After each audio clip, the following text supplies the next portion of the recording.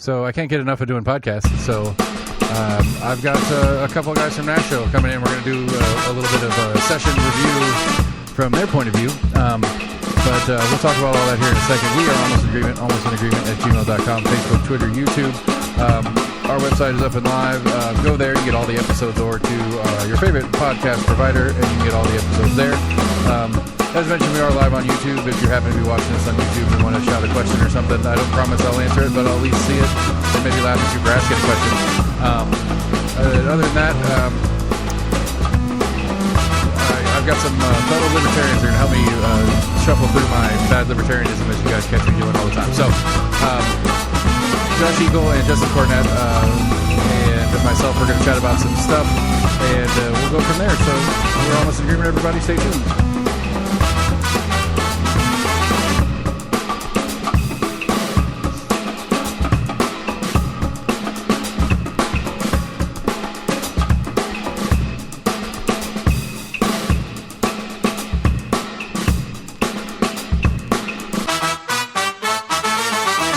Still working on my crossfade and timing, but it worked well enough.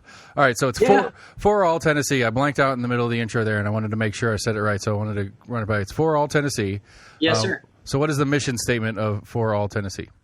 Well, in a nutshell, so we're a 501c4 political nonprofit, and our goal is to mobilize Tennesseans around policy that empowers people and limits government. In a nutshell. That's a good nutshell. So I know we got a couple of victories in this session that I definitely want to talk about, because I had Becky Massey on a couple weeks back, and we did kind of a loose session review, and kind of ran through all 7,000 items. And just try to get, because I mean, again, like I've got it here with me, and it's like I don't know how many total items are on it, but it's a massive list.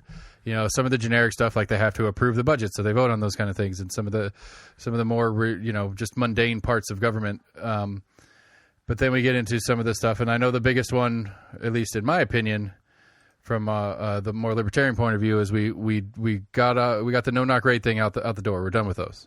Yep, correct. And so Justin, we worked a series of things, and I'm sure Justin would like to give you a high level when that's set, if you're open to it. Sure, hit me. Yeah, it was a very, very good bill, obviously. Like it was so good, we were worried that it wouldn't actually get through. So that sounds reasonable. Right. There were two no-knock raid bills out there, one that was really comprehensive, brought by Republicans, and one that only addressed no-knock raids that was brought by two Democrats. But we were planning to work the strong bill first and fall back to that second bill if we needed to. But the wind was behind our backs on that one, and the timing was right within this legislature to get that one done. Yeah, it did seem to be like that is one of those items that with last summer specifically seemed to be well conscious publicly, as far as, people understood what the actual content was of something like this, where 2-3 years ago, nobody, even though the verbiage is pretty clear, no knock raid, most people probably never really put any thought into it until we had, in our neighbor state of Kentucky, that major one among others go down. And so I was excited to see that one as well. I think it's an important step in kind of trying to, I don't know, like I had Sheriff, our Knox County Sheriff do a show with me a couple days ago. And I'm not quite ready in my stature of what I'm doing yet to really start putting the screws to people on stuff like that. But like, one of the conversations I have often with one of my co-hosts, and it's like this impotence to capture now. It's one of those things I don't understand about policing. It's like the guy, the incident in Atlanta where DUI, a little bit of a scuffle. He shoots a taser at him. That's not cool, whatever. But then he runs and you shoot him running. And it's like, you got his car. Where's he going to go? Yep. You're going to make more off. European police, it seems like they get this. You know what I mean? Like it does in America. It doesn't seem like they understand that concept very well. Yeah, it's like it's 2021. How hard is it to actually disappear at this point? Like how many people are on the lam for months and months and months and hiding and getting away with it? Absolutely. Not very many, unless they can afford to do it the expensive way. Right. Yeah. But truthfully, Seth, there were actually a series of good bills that we got through this year, and obviously a slew of even more legislation that we believe is extremely critical, extremely important, that we're going to be bringing back next year.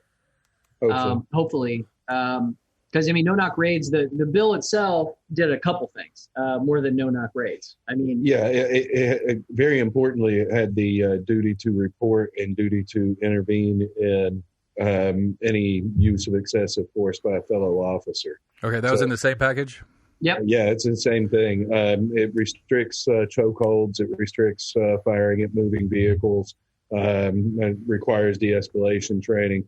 But, it was a bill that was written in tandem with a lot of law enforcement here in Tennessee, and it really codified some of the best practices that were already in use by some municipalities here in the state. So, and it just worked out that it was a really good bill and a really strong bill versus what you see in the rest of the country on this particular topic. Yep. Right. Go ahead. No, it's okay. I didn't want to derail, but if it's okay for the high level, if I could just kind of give your listeners a summary on just generally the type of legislation we work, because the mission statement only tells you one thing. This year, when we went into the legislature, we had, about 12 bills that we were working under 4 key headers. So it was, ballot access reform, criminal justice reform, protecting small business, and protecting private property rights. From an organization's perspective, we only work bills that solve problems. They don't virtue signal. Like, we're focused on legislation that actually fixes issues. And out of those 12 bills, 3, no-knock raids being one, we also got some civil forfeiture reform passed and some sneaky good civil forfeiture reform. Which we'll get into detail on that. And then also another bill on protecting small businesses from shutdowns, because I know you're a small business owner, Seth, and in our opinion, the 2020 shutdowns were the largest wealth transfer from small businesses to multinational corporations in the history of the country. And so, when we saw the shutdowns and how it really affected Tennessee small business owners, like 1,200 small businesses, more than 1,200 were forced to close permanently. Yeah. The communities that were the most affected were minority communities. I want to say it was 40% of those businesses were minority owned.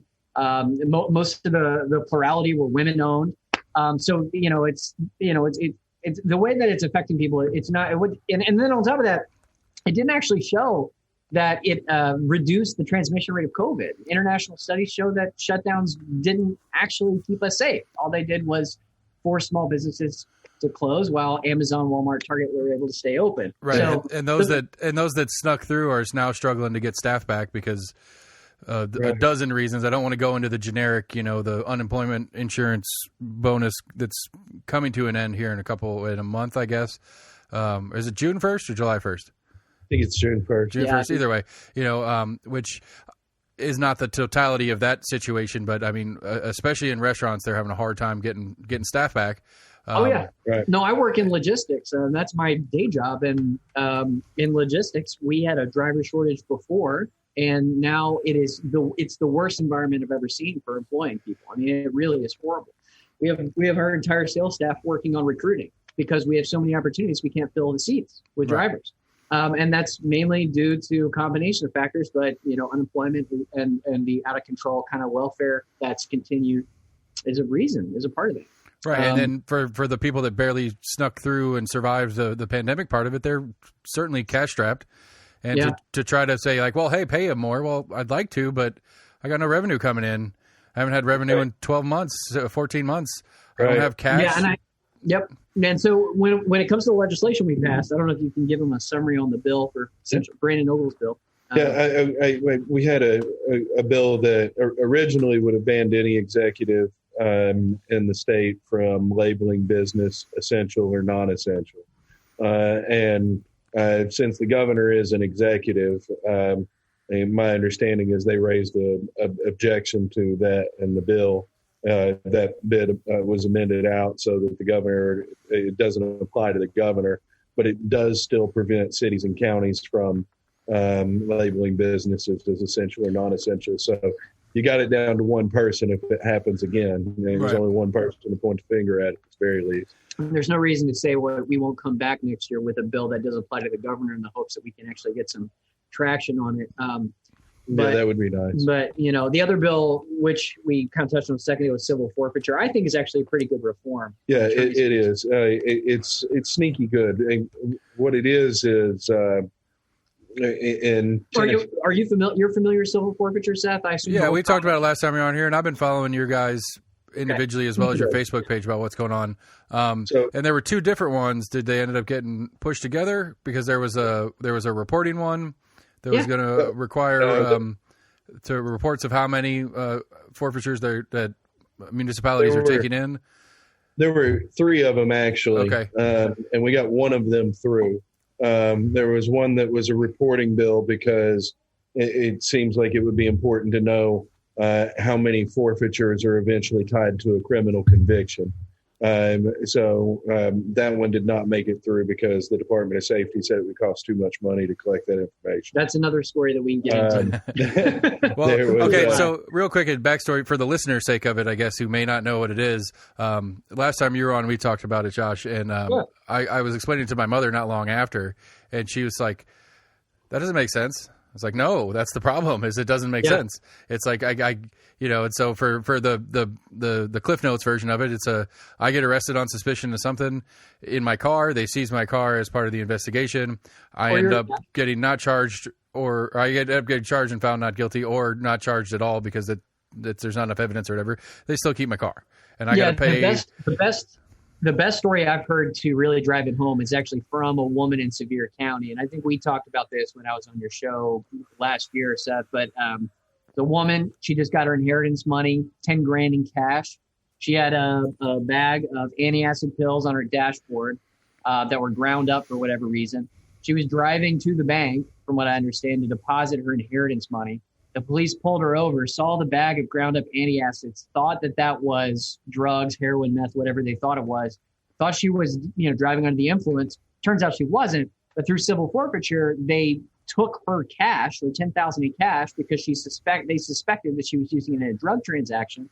And then she had to go through a multi-year, very expensive process to try to petition the state to get her property back. And that's the state of the law in Tennessee. Right.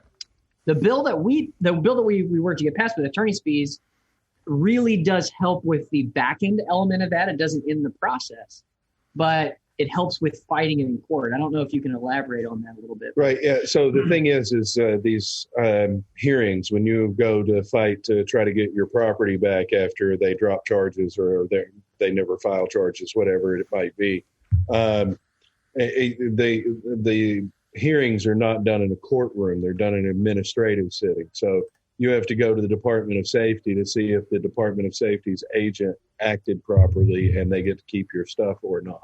It's really fun setting. But currently, until this law takes effect, current law says that the agency that seizes the property has to reimburse the defendant's attorney's fees up to 25% of the property's value, or $3,000 as a max. So the average seizure is about $2,500 in this state. So you're looking at $600 worth of attorney's fees that they're able to cover, which doesn't really get you a whole lot. That's like an hour of attorney consult. You know what I mean? So it's nothing. So what the new legislation does is it gets rid of that 25% language entirely and moves the cap up to $10,000, which makes you wonder if the calculus on these is going to change, because like say average seizure right now is $2,500 roughly. But if the agency's on the hook for up to $10,000 in attorney's fees, it seems like that's not a position they would want to find themselves in. So it's cheaper to give it back at this point. Exactly. Right. We might see a drastic increase in the average size of a civil forfeiture, which would be a very good thing. No, that's that's barring banning it altogether or ending it altogether. Right. That's a good step in the right direction, because when you think about it, the current state of the law before we reformed the bill, there was a perverse incentive baked into the law. It was basically saying incentivize law enforcement to drag out these hearings as long as they could, to basically bankrupt or make it impossible for the person to be able to afford to fight them in court. Whereas now, if they have an actual case, they could be on the hook for $10,000. And if you got a $2,200 seizure, as Justin said, you're losing a lot of money. Yeah, so That's not good for the department. So we think that this is a sneaky good bill that could, quadruple the average seizure in the state of Tennessee. And Seth, are you okay if we talk a little bit about that reporting bill? Because there's some stuff that I think you might, I don't know, from the whole hearing, you might be shocked by what we heard. No, I don't care. So the reporting bill. And I'll lay it down. Say what, Seth? Are you gonna offend my sensibilities? Are you concerned No, I might cry and hang up on you? I think you're probably going to get a little frustrated like we did when you hear what we heard in committee, but I'll give you the background and let Cornett give you the details. So the background is HB 409, which was Justin Lafferty's bill. HB 409 was a very important bill for us going into session. And the reason it was so important was because in Tennessee, the law enforcement is not required to report how many convictions in it or how many seizures in a criminal conviction. So we really have a big question mark around how civil forfeiture is being used, to what extent it's being used, whether it's being used appropriately or whether it's just being used to seize people's property. And so Lafferty brought this bill that would basically say, hey, Department of Safety, you've got to report to the public and tell everyone every time a conviction ends, every time a seizure ends in a conviction. And I'll let Justin tell you what happened in committee because it was wacky. Yeah, I mean, the goal, again, is to collect necessary information to understand the scope of any problem that Tennessee may or may not have as it pertains to civil assets. No reform, just reporting. That's all it is. It's asking them, how much is being taken, where the money's going, how much of it's actually tied to crime, all that good stuff, right? So if you're unaware, any bill that might cost the state money goes through a process called fiscal review at the legislature, where there's a whole department that's dedicated to doing the forensic accounting type things to make sure the legislature knows how much a particular project is going to cost. So we wrote this bill out, and the fiscal review took it and said it will cost the Department of Safety $34,000 in new spending to accomplish this goal. The Department of Safety got in front of 34,000. 34,000. Kind of pennies when you consider the financial impact of a lot of the stuff that gets passed. Right. I mean, if you think about it, you could pay one person $34,000 to call 95 counties and track down this information. So without doing any structural stuff. Without doing anything else, just make it that one person's job. So generally speaking, I think it could be done. And fiscal review, again, the agency tasked with trying to figure out how much a piece of legislation is going to cost and how it will affect the state and the cities involved in it, said it would cost $34,000. The Department of Safety got up and said it was impossible for them to collect that information with a $34,000 fiscal note, that they would have to have more like $1 million to $2 million so that they create an entire new computer system with a brand new portal to get everybody synced up on this so that they can collect that information. Yeah, and just real quick as a caveat to that, we have county clerks, judges, attorneys, all that are in our network. We've talked to them after the hearing. We went and reached out to every single one. Not a single person backed up this claim. It came straight from the Department of Safety, and no one can corroborate it. But it was the closest anybody's got is to say that it would be cumbersome, but it could be done. It absolutely could be done for $30,000. So again, that kind of shows you, and that also speaks to a bigger problem, Seth. And I think we may have talked about this last year when we were talking. The Department of Safety gets paid by you and me, the taxpayers, to make up these things in committee and fight reform. So we're paying them to basically lobby themselves. It's the most screwed up system. Feed their budget. Yeah, when you think about taxpayer-funded lobbyists, like the lobbyists for the Department of Safety, they came up there, they made up nonsense, and they did it on our dollars. It's a really screwed up system. And the core of it was, we need more money. Exactly. We need $2 million or $1 million or $2 million to facilitate this very basic request, which is transparency for the Tennessee taxpayer. Like, how is this system being used? That's all we're asking. It's not like we're asking to end it. We're asking to understand how it's being used. And that's the kind of stuff we got back from committee. So, I mean, the sad part is it doesn't sound weird. Yeah, I know. Right? Maybe it's run of the mill, yeah, but I'm not shocked or upset at all. Well, I'm a little upset, I guess, but I'm not shocked about it at all. That's everyday, whatever. I mean, like I get in big tiffs about like anything. Like I had some school board. I had I can't remember the job title, but Ron McPherson, who's the head financial guy for Knox County Schools, and we're going through budget and talking conversation. It's like I don't understand the math. Like, how does it cost this much to do X? And we're still asking for more money. Like Knox County Schools is like $9-10 grand a kid, and it's not enough. And it's like, I'm not an educator, obviously, but I feel like give me 20 first graders and 200 grand. I could get them through a year of school. I could hire two really good teachers at 65-70 grand a piece, which is way more than the school system pays them. Right. And have really good insurance and still pocket 25 grand, and everybody wins. Yeah, unfortunately, the BEP prevents a city or county from giving less money year over year to their school systems. Yeah, it's not even possible to cut budgets. Yeah, the BEP formula has been a fun debate. I mean, I assume you guys are Nashville's in the same boat, or Davidson County is in the same boat as Knox County is. And Ron McPherson was telling me the best stat I've heard on the school budget craziness is that Knox County has 6% of the total population of students in K through 12, and receives 4.5% of the state's budget for schools. Well, that's what wealth redistribution looks like, right? Which again, it brings the question to me. So that means I don't know, a Cock County or something like that has 1% and gets 1.2% of the state budget. How is it that much more expensive for a county school to pay to educate their kids than it is a city or a more metropolitan school district? Like why? Because I mean, obviously the property is not nearly as expensive for the schools to go on. Like, what is it that makes a rural school more expensive per student? Yeah, I don't have a good answer for you there. Yeah. Facilities, maintenance, all the overhead, maybe. I don't know. Well, and then on top of that, in Knox County, again, because I know it's me, the state only pays 50-ish% of our total school budget. Our local option takes almost half of that budget on ourselves. So we're really, I mean, the state's only giving us about half, and that's less than our portion per student across the state.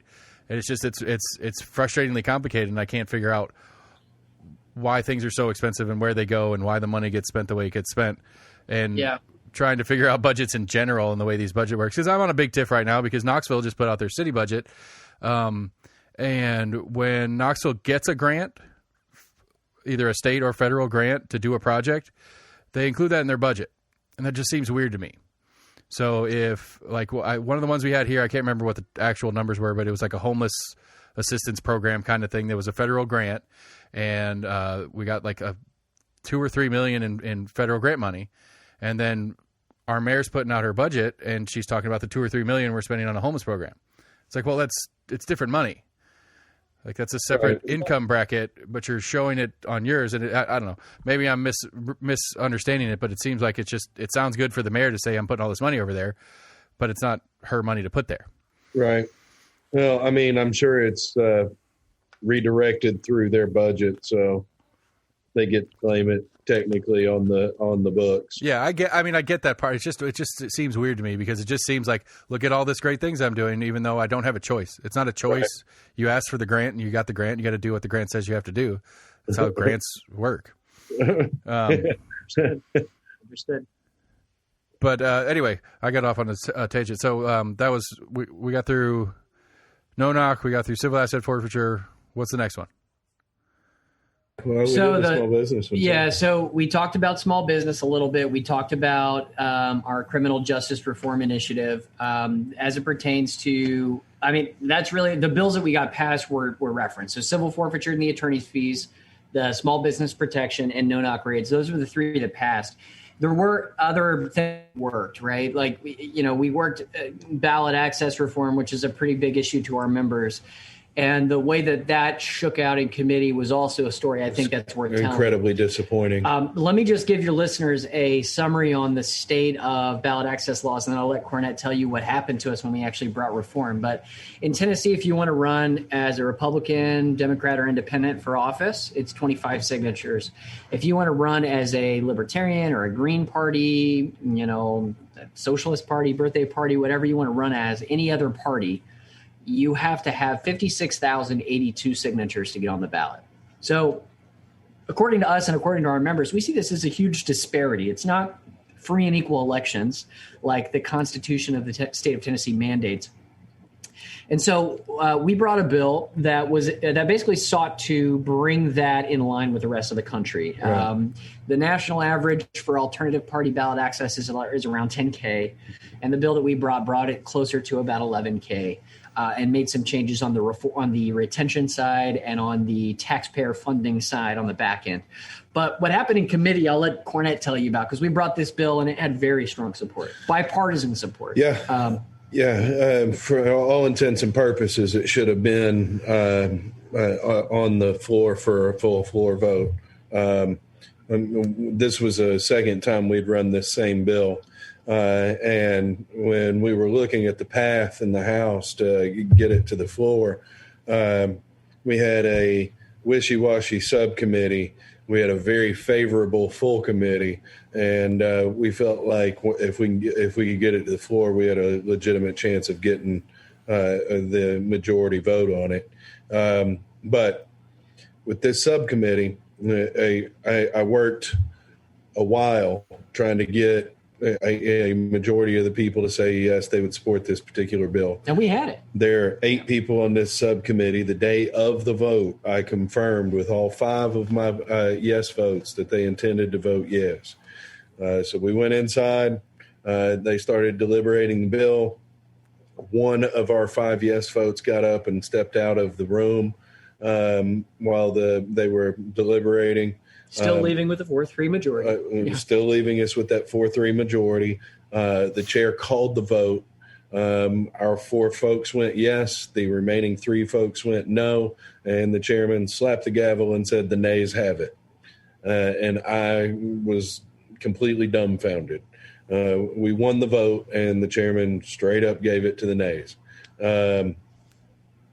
We confirmed after the fact that the 4 yes votes did indeed vote yes. We ended up getting that in writing. We took it to the chairman and asked him to reconsider the bill. And he said that he considered the bill to be dead because no one had spoken up about any error that had occurred in that subcommittee. What's the time frame between these 2 actions? Less than a week. Yeah, right at a week. We had written confirmation of our yes votes within 48 hours, I think, maybe 72. Yeah, maybe 72. Yeah. What's the window that he's expecting a question? There is no window. I mean, it's kind of best practice. They go into meetings every week about their subcommittees and about the bills that are coming through, so that they have an idea of what's going on before they ever get in the room. And he was referencing those meetings, saying that, after the fact, no one had stepped up in any of those meetings and said, we needed to rethink this, or there may have been a problem here, or any of those things. Basically, no one was willing to stick their neck out for us and challenge the chair on his ruling. Well, this is a bigger problem, though, and this ironically happened to the chair, Representative Tim Rudd. I think he's out of Murfreesboro, right? So it happened to Representative Tim Rudd just like a couple days before it happened to us. He goes into a committee and they force a vote and kill his bill with a roll call vote that was counted incorrectly as well. So it's not uncommon. With a voice vote. Yeah, with a voice vote. I say roll call vote, the opposite of that. Yeah, with a voice vote. What's really weird, Seth, is that in Tennessee, the Senate does roll call votes. On every vote. On every vote. So if you go to the Senate, you got a piece of legislation, they count the votes, they make note of who voted yes, right? Who voted no. In the House, it's not that way. It's voice vote, and it gives the chairman of whatever respective committee we're discussing a lot of extra latitude to, when a bill's that close, call it the way he wants it to be called. we think as an organization, after talking to our members, we'd like to see reform to require a roll call vote in the House, just like they have in the Senate, because this happens to people all the time. It happened to the chair just a couple days before. It happened no less than 4 times this session. Well, I mean, and for the lay people out here who aren't part of the in crowd, I mean, that's record. I want record on what my people are doing. If I get absolutely, if I have if my state rep is in a subcommittee, a committee, and they're voting on whether it's getting to the floor or not, I want to know whether or not they were part of the yays or nays on an item. The absurd thing is we could write that bill, but finding a sponsor for that bill would be a real challenge, because whoever the sponsor is essentially sticking their neck out and saying, I don't have a whole lot of faith in our chairman to do the job right, so we need to make sure that everybody's on record all the time. Yeah. Not to mention people like not having to be on the record all the time. Well, and it's better for constituents. It's better for Tennesseans, because you know where your rep stands if they do make this change. Another thing that a lot of people don't consider. I want to push back just a little bit. One thing it's not better at is it's going to cost $55 million for whatever system they're going to put in place to keep track of that. Yeah, right. Try $100 million, Seth. I'm sorry. I set my conservative at $55 million. My apologies. No. I mean, but another thing to mention is we've been in pandemic mode for the last year and a half. And what are they doing in committee, man? They're wearing masks. In the past, you could watch on a camera who voted yes, who voted no by watching, their mouth vocalize the words, which was kind of the way to get around it. Now they're all wearing masks. You don't know what they voted. Right. I mean, they could have 7 yes votes and 1 no vote, and if the no vote's loud enough, the chair could call for the yes. Heck, they voting twice, nobody'd know. Exactly, and so that's there's reform needed there for sure. That's a big problem, and it really kills good reform often because if you got an incentive to call the vote a specific way, you can get away with it. Right, it happens. So. Yep. But that was the ballot access reform. Yep. If you want to screw something up, trust the government to fix it. Right. Well, I mean, I've made the joke all the time about running as a libertarian in Knox County, and I would have to get more voters to sign a petition to get me the party than I could even potentially get if I won my district 100%. Right.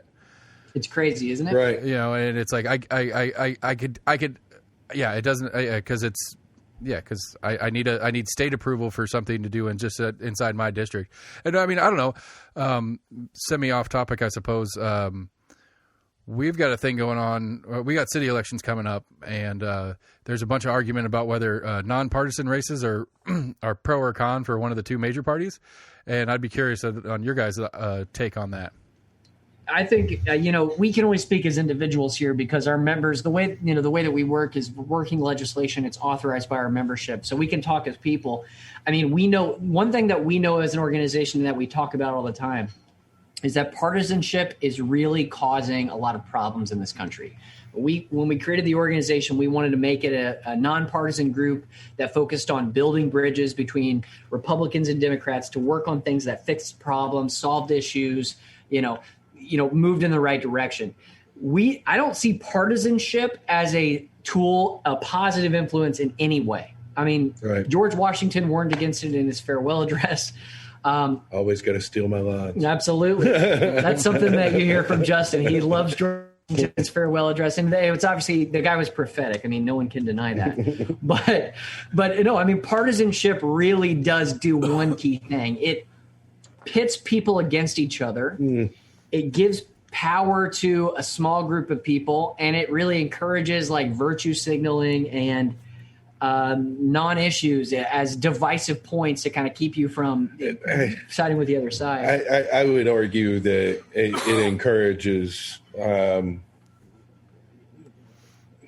disengaged voters to go and vote, that too, thinking that they know what they're doing because there's a letter attached blue to team, red team name. Right. Well, I think it makes a single issue voter wrong more often than not.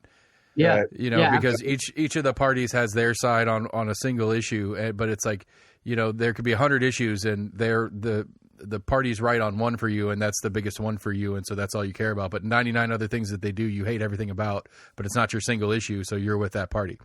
Right. And, I would say that every election should be nonpartisan. That's what every single one of them. Yeah, personally, I agree with them 100%. If every election from the top down was just names of people and not parties, it would really force people to understand what you're voting for, who you're voting for, rather than just saying I'm red team, blue team. And I think it would fix a lot of problems. Yeah. It would also allow people to cross over easier because, if you like a person, it's a lot easier than, having to worry about them associating with some big car. And if you ever want to run for office and you end up getting caught with the wrong team's primary ballot on your record, you have all sorts of issues trying to. That's a problem in Knox County, man. They go crazy with that stuff. Poor Manis is getting beat to hell over it.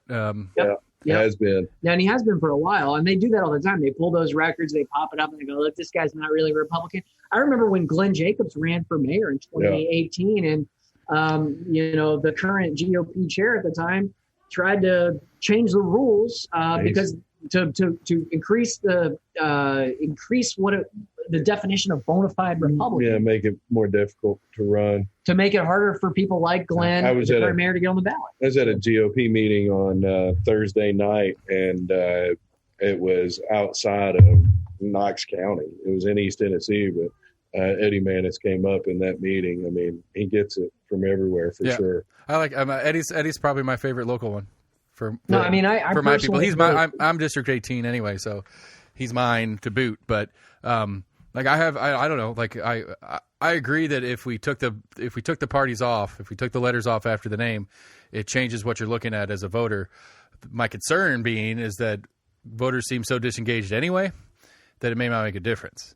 That's kind of been one of the things. If you want to be engaged, you should be engaged. If you're disengaged, then you're just checking the box for a routine. I think there's a really good chance that we get better candidates if they are not attached to parties.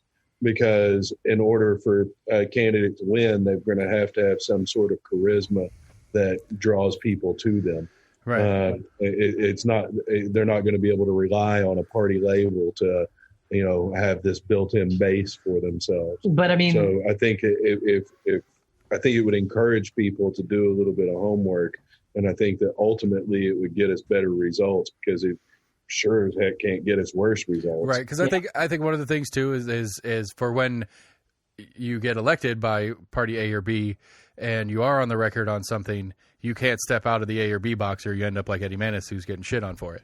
Right, like, you get it from both sides. Like if you're not, if that's not part of the system, then you can actually vote on things by what you feel is the right thing to do for your constituency instead of whether the party. And that's the way it should work. Yeah, nobody wants that to be the case, though. Oh, I mean, because looks like the amount of partisanship built into the system at this point.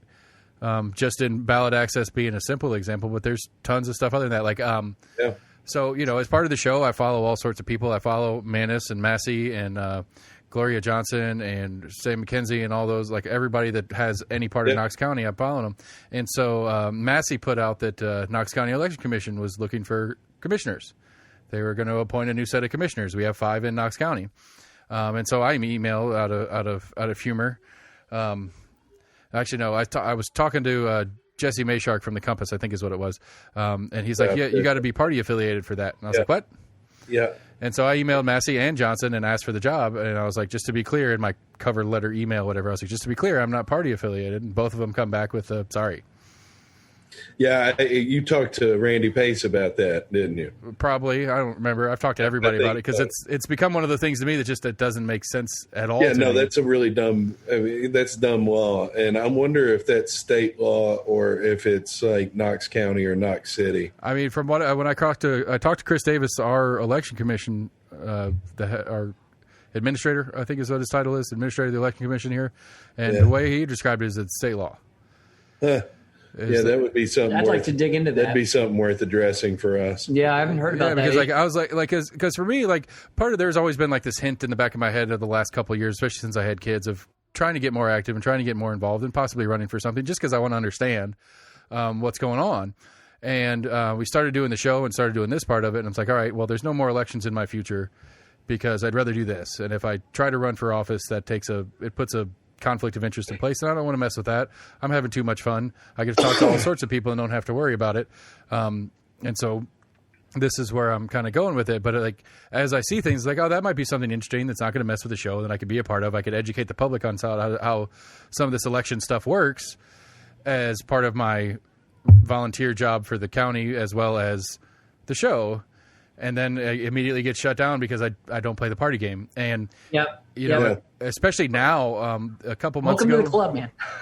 A couple months ago, there was a Pew poll came out. It's like 60% of Americans, at least verbally, don't identify with the party.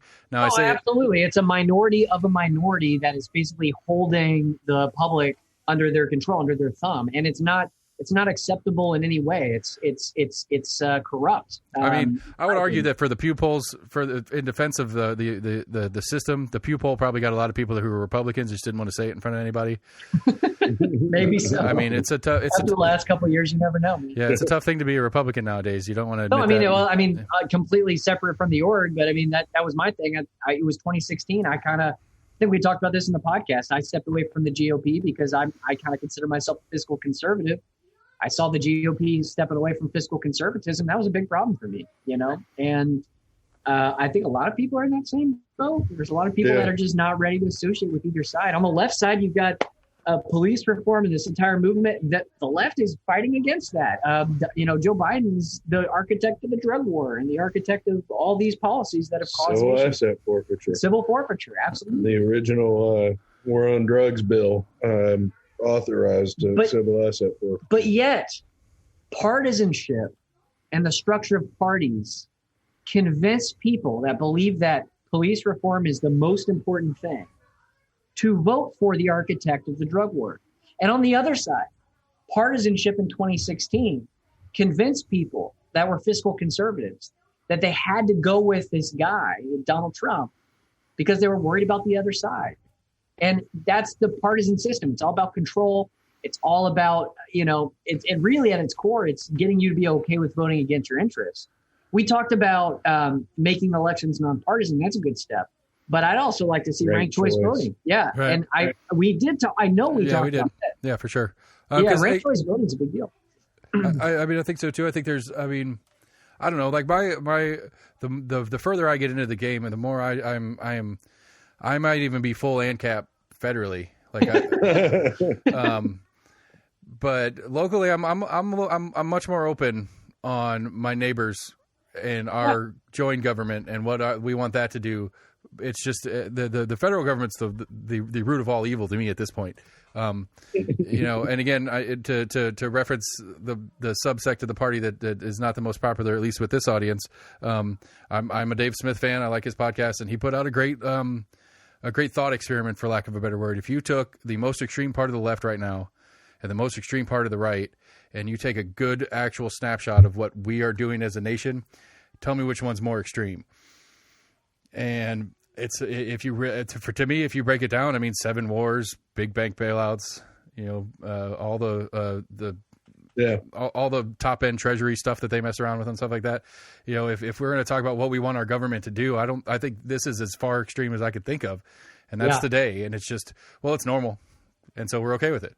Right. It's how it's been. It's what we're used to. I mean, it's been as bad. It's been the worst it's been for a consistent amount of time now. I mean, I don't know, 20 years at least. Every day it's gotten a little bit worse, regardless of who is in charge of it. So it's not a tenable system at this point. We're just biding our time until it all falls apart. Well, and that's the reason why Justin and I stepped aside to form this organization, is because we really do believe that in the aggregate, the majority of people, whether you're left or right, do agree on many things, many good things, like like the issues that we brought up, like ending civil forfeiture, you know, making it easier for people to be represented, or protecting small businesses, economic mobility. Yeah, like promoting economic mobility. When you talk to people on the left and the right, they both agree on these things. The reason they can't get together and work on them mainly is because of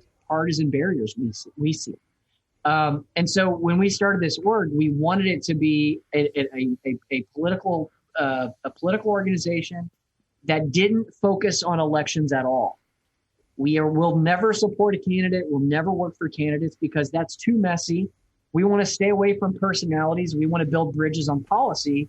And we, as structurally, and feel free to chime in here, but structurally, we set up our organization as a balance between the left and the right. Our advisory committee is made up of Republicans and Democrats and centrists. And our logic was, if they can all agree on something as an as a team, and then our membership also agree on something, then that's an issue we want to work. That's something that's good. If you can get a Democratic socialist and a Trump supporter to come to the table and say, this is something we want to see done, and they both agree, then you struck gold in that instance. So I think it's more accurate to say that we are completely nonpartisan as opposed to bipartisan, though. We don't care about party politics in any way, shape, form, or fashion at this point. As he mentioned, George Washington farewell address I'm a big fan. He goes into a very long diatribe, if you've ever read it, about the, quote, baneful effects of party generally. And the conversation goes, paraphrasing, parties eventually get to a point where it's their interest that matters and the will of the people be damned. And I don't think there's anybody in the whole wide world that would think that we're not at that point just yet. But the fix to it was always for people to be well informed and think about the policy that affects them and use their voice and the representative government that lies in front of them in order to try to move policy in their favor. And that's what we have here. That's what we have in this organization, is an organization we don't care what your political background is. If you think that the government is doing something that it shouldn't be doing, or that you should be free to do something that you are not currently free to do, we're probably going to be friends on something. I mean, it's really that simple. So it's the anti-party. It really is what it is. Right. Yeah. We have a way for people to come together around policy, and the politicians and the political parties be damned. Right. And I mean, that's kind of something that we talk about on the show a ton. Like, we went on a big stint last week about, how to try to remove some of the partisanship parts and pieces. And as far as tenable solutions, I don't know, but that like stuff that makes sense is to take out the idea of the RRD that matters. And then I just had a conversation with another guy that's all about he thinks the R&D is the most important part, and it's like I get the premise in the system as it stands that the RRD should mean something, but it doesn't. It shouldn't mean something. Right. It does, but it should not. Yeah, right. And again, we honestly don't think that continuing to work in partisan politics is going to achieve any positive outcome. I mean, if you look at the last 70 years, 80, 100 years, we are not goes back and forth. We are going down the same road. We are going down a hill, and we are getting progressively faster and faster and faster in a very bad direction. We want to step away from that completely. I mean, I think that was the Trump thing in general, is that he was clearly not a part of this machine. He didn't do great. He was a partisan. He was absolutely a partisan. He became a part of the machine, whether he was or not. Yeah. Right, but from at least from the onset part of it, he was an outside guy, and that was I think that was the original appeal. You could argue the same thing about Barack Obama. Yeah, I could see that. Yeah, and he did sound a lot different when he was campaigning versus when he got elected. Right. And so the question is, what are they telling him when they get there? Right. When he gets there and the Joint Chiefs of Staff come by and, the reality sinks in. But we can't really speak to that. We can only talk to what we can do as voters and as taxpayers. What we can do is we can, end the fear of our neighbor. We can come to consensus on what's a good change that does actually empower people. and we can work on that and get away from the partisan mess, get away from the personalities that try to divide us. That's the foundation that we're trying to lay. I mean, we can have a really positive impact in general just because we can get people to a point where they're paying attention to policy that's not just, the single issue policy, right? Because there's 1,500 bills that are introduced at the Tennessee State Legislature every single year. 1,500 new proposals for laws every single year, and you can rest assured that 1,470 of them are garbage, but a lot of them get through. So we'll be calling a lot of attention to a lot of issues that people aren't necessarily well versed in, but have a much bigger impact on their lives than they might imagine. Yeah, because that's my thing. We were talking about that. We talk about that too, and it's like, how do we get people more engaged in the process? That just don't. I mean, I don't know. It's my self-defeating joke about the show. It's like I'm trying really hard because I want to understand, and I'm assuming I'm not the only person. And you've been doing this for years, and you see how it is. You still, I'm not saying you probably know a lot more than most people, but there's still a lot you don't know. There's still a lot that I don't know. I've been involved in 10 years, and there's still much. You guys both noted stories, gave anecdotes about how you were driven out of particular parties based on policy that they had enacted. So, the thing is if you're tying yourself to a political organization and they do something that you disagree with vehemently, then all of a sudden you're willing to cut ties with it. But if there's an organization out there that simply facilitates you trying to get issues that you're interested in done, there's no reason to disassociate when it also works on something that you may not agree with, because your money's not going there, your effort's not going there.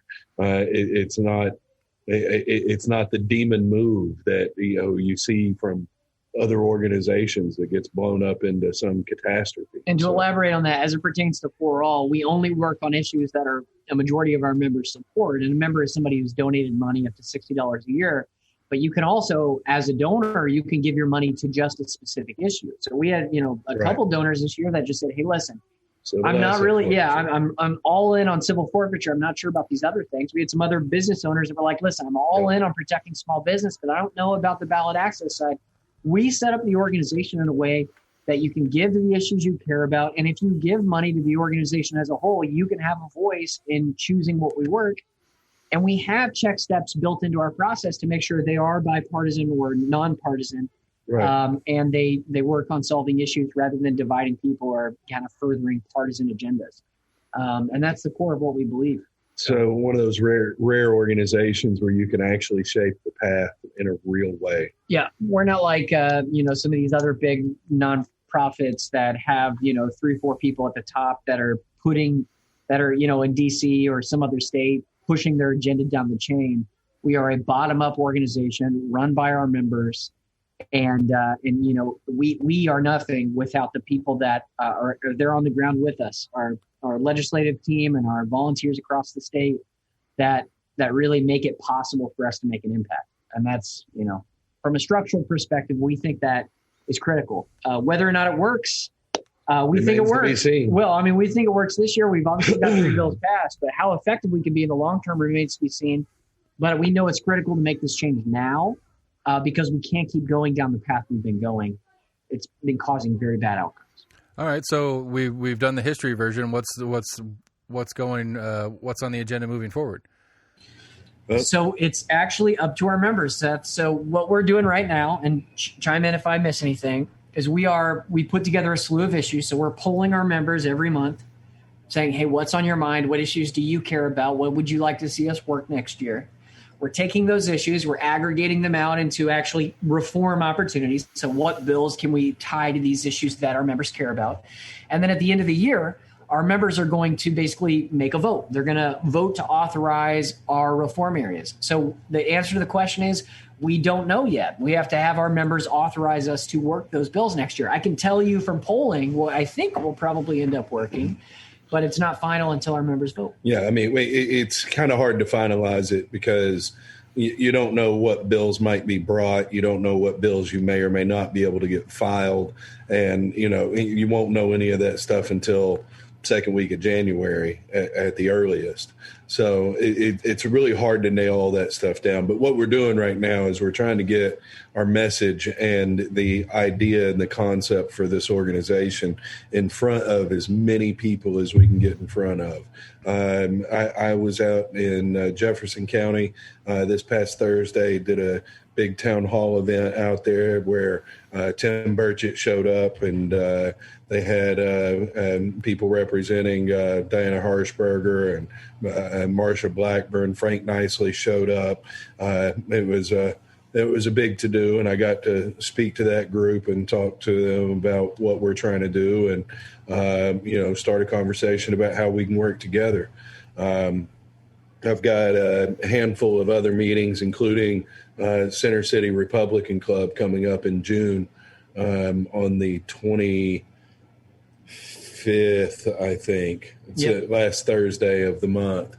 So, and we also have, we're also working with DSA affiliates to try to get into those meetings. We're working with the Libertarians to try to get into those meetings, as well as the Constitutions and the Greens. Everybody. In nonpartisan groups, anybody that's willing to listen to us, we'll talk to them. It doesn't matter what your affiliation is. As it pertains to within the next month, for the sake of your listeners, we are going to have an event on June 15th in Nashville, where we'll be going over briefly what happened this year, very similar to what we just discussed. And then, just kind of network and talk to people and allow them to ask questions and have a beer with us and hang out. It won't just be he and I. Our third board member, Claire, should be there, and our leadership team should be there. So if you're listeners are interested, you go to 4altn.org, go to the bottom of the page, and we have the RSVP link there, and we'd love to see you. Learn more about us, learn how you can help, learn how you can get involved. Yep. Cool. I'll put that in the show notes, the link to that in the show notes for sure. For me, I'm not a member, so my opinion doesn't really matter, but I'm going to throw it out there. I think we need to go full rec pot yesterday. I don't smoke. I've never enjoyed it. It's not a personal preference of mine. I have interest, if it does go legal, into maybe opening a dispensary or something like that. It'd be a comfortable transition from our current business, and in addition to, or something like that. But for me, it's the economics. It's such an easy sell economically to me. It's safer than alcohol. There's a million reasons. I probably don't have to convince any of your listeners that that's a reasonable thing. I think we'll end up. We have decrim and medical on the docket survey. So we are asking our members if they'd be willing to work that. Seth, if you give us $60, you get your vote in. You get your vote in there too, brother. I got to worry about my affiliations, but well, it's all private. Nobody would have to know. It's a 501c4 after all. Well, I'd tell everybody. That's my problem.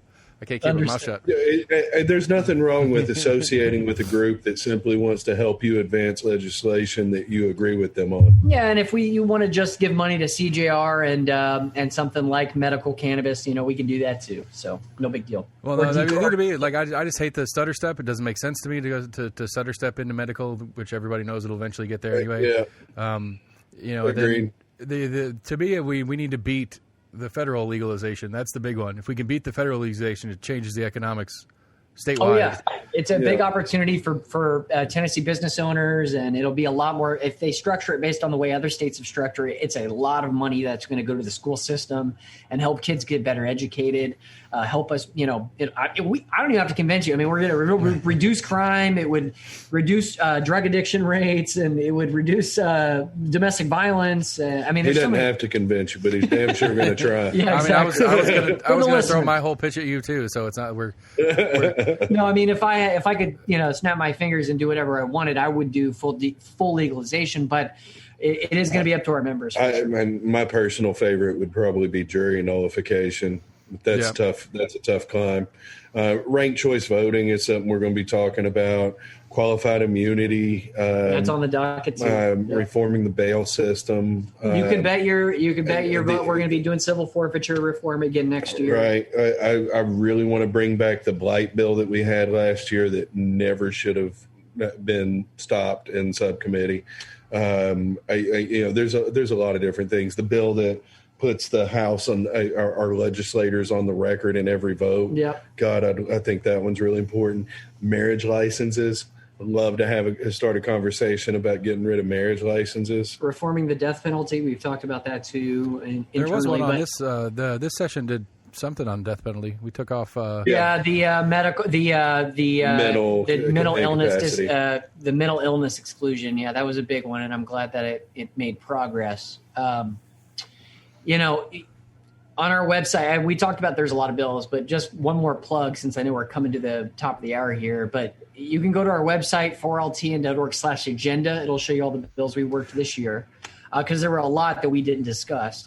And then 4ltn.org/membership is where you can sign up. There's a summary on what you get to be a member, and you get the vote, right? You get to be included. You get a sweet hat, and you get a bumper sticker, and you get a nice handwritten letter from Justin. It'll be great. So handwritten, which means you won't be able to read it. so Dr. Handwriting. That's what I was going to say. Dr. It's Handwriting. pretty bad. I'll frame it and put it on the wall when I get mine.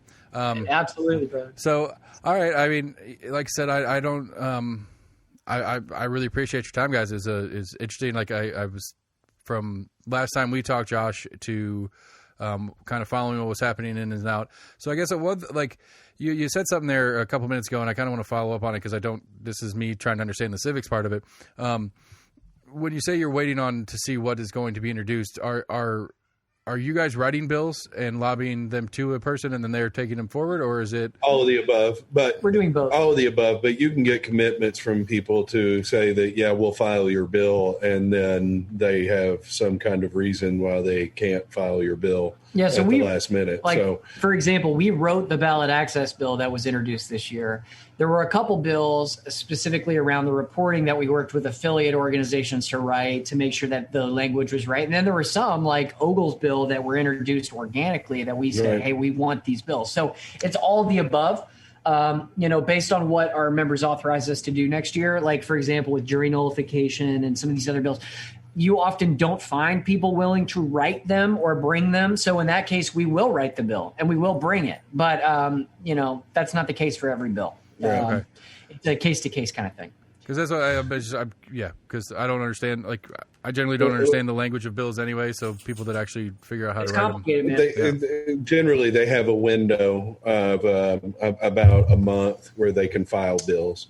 We can't file the bill. Somebody has to file it on our behalf. Yeah, even if we write the bill, we got to hand it to somebody else to introduce it. So, there's a million different things that can happen at that point. Well, I'll as a District 18 rep, I'll lean on Manus for anything you guys want to do because listen. Manus has been an ally for us. Yeah. Manus has been an ally. He helped us with ballot access. Manus was one of our 4 yes votes on that ballot access. He was in the hearing. You should ask him on the next time you have him on your podcast about that hearing because he was there in the room. He saw it happen and he voted yes. Yeah. So, to me, it sounds like he's going to be looking for a new party to play with anyway. If things continue down the road, the GOP as it stands is probably not going to let him stick around with the R. Yeah, that's. You should go independent. What I've heard. You should go independent. Be that first independent rep. That's what I'd like to do. I mean, the next time I talk to him, that was something I was going to pitch at him. Be like, look, just run independent next time. You've got the incumbency, so you've got the advantage of the incumbency. You lose the advantage of the R. And if they run, if they run Oster against you again, then Couch will win it. But actually, no, I think I take that back. I think he would probably still win it if it was all three of them. Well, if he's got a good team behind him and he can fundraise, I think that's possible. It's in the cards. Because I think he took. I mean, I think realistically, I make this joke all the time. Like I said, I'm in District 18, and I had the most PAC flyers that I've gotten out of any election on the Manus Couch race. Because, and my understanding of it and different people I talked to is because the Democrats thought they had a chance with Virginia Couch. And so the party as a whole was putting a bunch of stuff out. All their support PACs were putting a bunch of stuff out that was anti-Manus or all that kind of stuff. I mean, there was at one point I opened my mailbox and had 4 different flyers from 4 different organizations. And I think 3 of them were anti-Manus and 1 was anti-Couch. or So whatever. I actually, and I know we're running out of time, but I moved away before that whole race. What was the final vote total? Do you remember? I'd have to look it up. He won by a lot. He did well. Yeah, Okay, I wasn't sure. It was close with Oster, but Right. it was, I think, and that's what I was getting at. Is I think him as an independent, assuming it's the same race as it was last year. I think him as an independent between the two would probably still win it, just because I think he already took Democrat votes this last time around, and plus the Republican votes that sat. Yeah, we kind of want the organization to be able to have a relationship with the legislators where it really doesn't matter who the legislator is. The conversation's going to go exactly the same, and the goal is to have the constituency behind us when we're talking to the legislator. But generally speaking, we've had good luck out of your district. Like say, Eddie Manis was co-sponsor on, or was a yes vote on our ballot access bill, and Martin Daniel before Eddie Manis was Martin Daniel was probably one of the best reps to ever walk in the General Assembly, in my opinion. Yeah. I love Martin Daniel. I think he's I was sad to hear that he was gone. But Manis is a good replacement for him, I think. He's a very independent He's been guy. helpful so far. Yeah, he's been very fond of some of the stuff we've been working. So it's been good. Well, you don't endorse candidates, except you did. But no, I talk personally. That's right. No, all we did was say that he was in favor of our stuff, and that's a good thing. And we will always do that. If you are in favor of our stuff, we will say that. Anyone can ask me. I personally like Manis. I personally love Martin Daniel. I think he's a great guy. So. All right. Well, load me up full of the plugs. Give me all the plugs. Make sure we get all the correct contacts and stuff like that. Yeah, for sure, man. You can follow us, 4All Tennessee on Facebook, at 4AllTN on Twitter, website 4alltn.org. If you want to join our local event that we discussed, just scroll to the bottom. It's one of the last blog posts there. We also have it on Facebook. You want to become a member at $60 a year. You get a vote in what we work next year. You can go to 4alltn.org/membership. Sweet hat. Get some swag. Handwritten letter. We got that. Yeah, and if you want to reach out to us, if you have questions or concerns, you can email us at info@4alltn.org. We're very responsive there, or shoot us a message on Facebook. You can follow us on Instagram, 4alltn. But we'd love to answer your questions, have you involved in the org, and we want to have conversations with people, so reach out to us for sure. Yep. Well, cool. All right, that's an outro time, everybody.